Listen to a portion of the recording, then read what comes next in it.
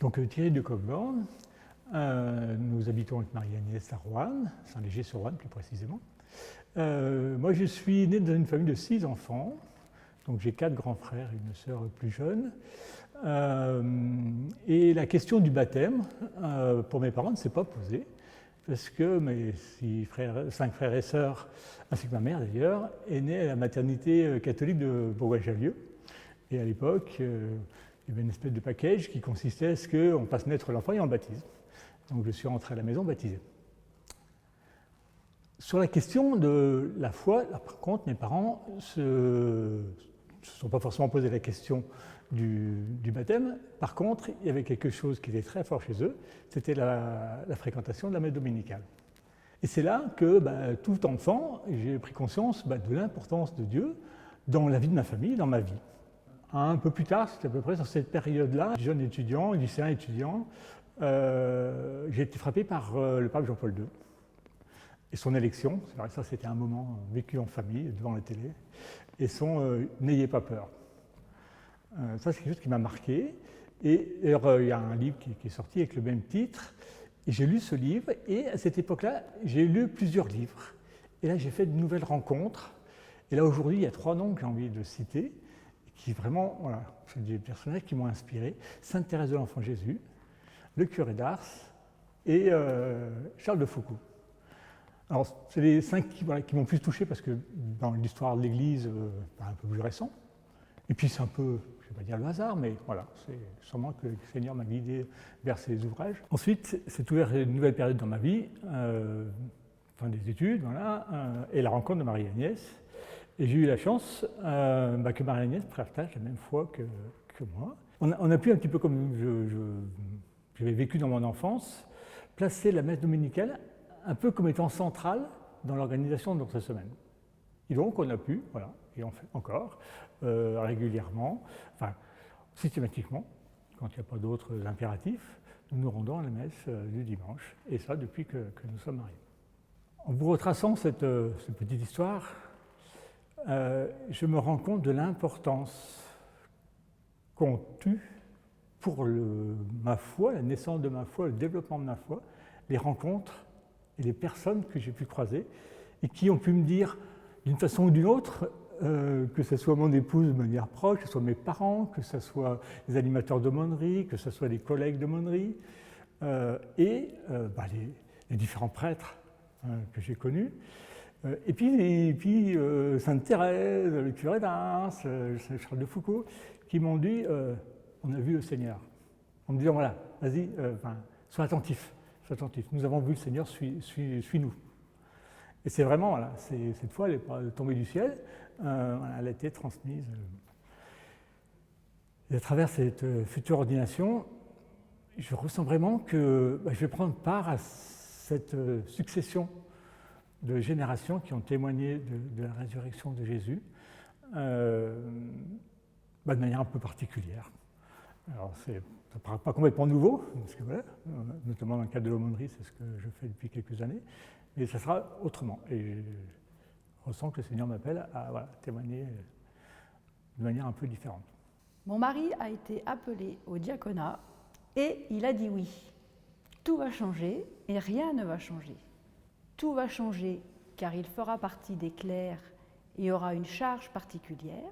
Rien ne changera car il sera toujours mon mari et le père de nos 3 enfants. Il faudra juste veiller à ce qu'il le reste et continuer à faire des projets ensemble, même si on ne les réalise pas tous ensemble.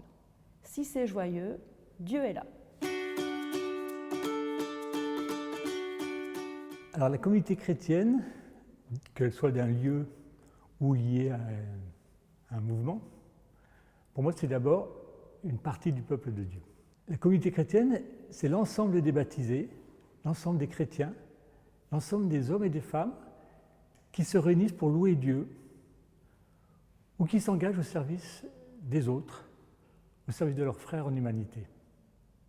Comme tout groupe humain, pour qu'il puisse, entre guillemets, fonctionner, il y a besoin d'un certain nombre de personnes qui soient chargées de l'organisation, qui soient chargées d'assurer les différents services nécessaires au fonctionnement du groupe ou de la communauté. Et dans le cas particulier d'une communauté chrétienne, c'est vraiment l'ensemble des membres de la communauté qui sont appelés à servir.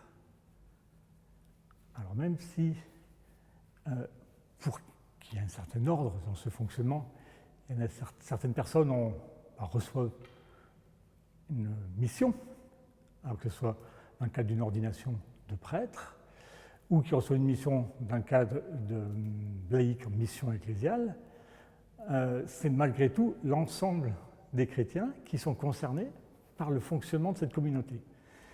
Et vraiment, je ressens que cette communauté, ce n'est pas une catégorie de personnes qui pourrait attendre de la part d'une autre catégorie une espèce de service. C'est vraiment tout le monde qui est impliqué dans la vie de cette communauté, même si, effectivement, il y en a qui ont des missions particulières.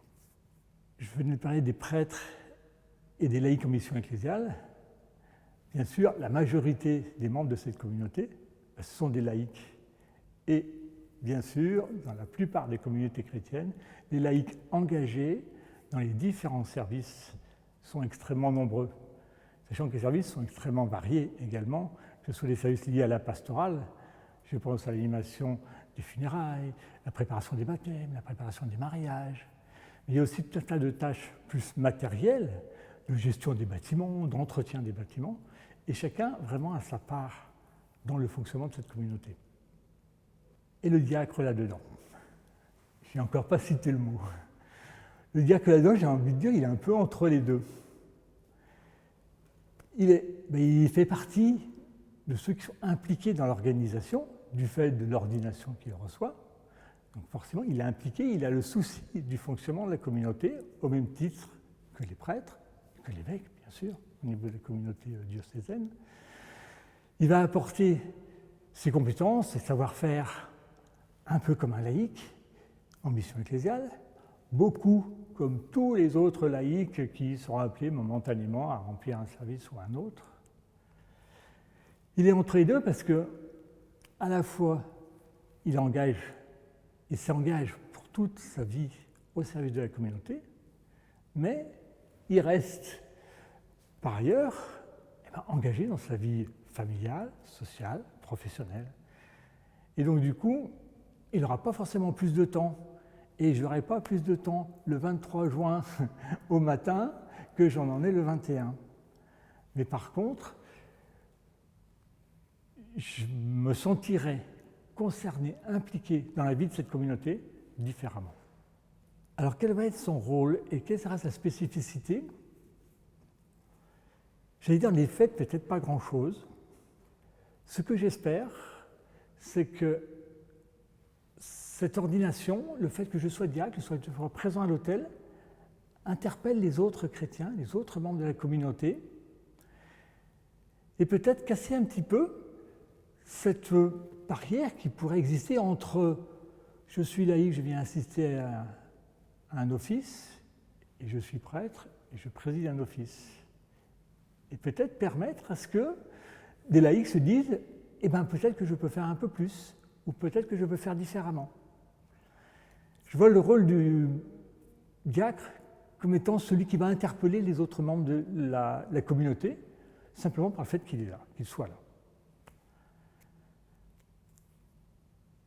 Et enfin, j'espère qu'avec cette place un petit peu intermédiaire, ça permet de faciliter les échanges entre les laïcs engagés, les laïcs moins engagés, les prêtres, les laïcs en mission ecclésiale. J'espère pouvoir faciliter ces relations par ce ministère que voilà, on ne connaît pas trop, mais qui va interroger et de dire à chacun et de réinterroger chacun sur sa place au sein de la communauté.